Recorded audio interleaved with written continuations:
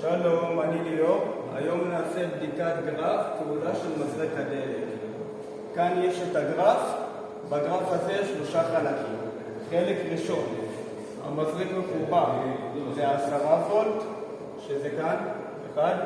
2, חיבור של המינוס שמפעיל את המזרק, רואים את מרווח ההזרקה, המרווח כאן.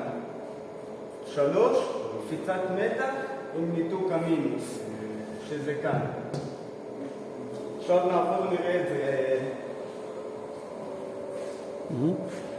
פה זה הסקופ, אליו מחובר אל הפלוס של המזרק, והמינוס של הסקופ מחובר אל המינוס של הרכב, כאן.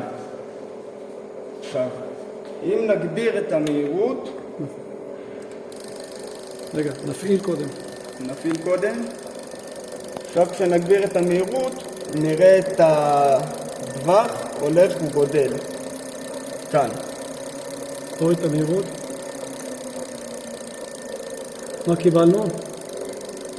קיבלנו? שמה קרה למרווח? המרווח קטן וגדל.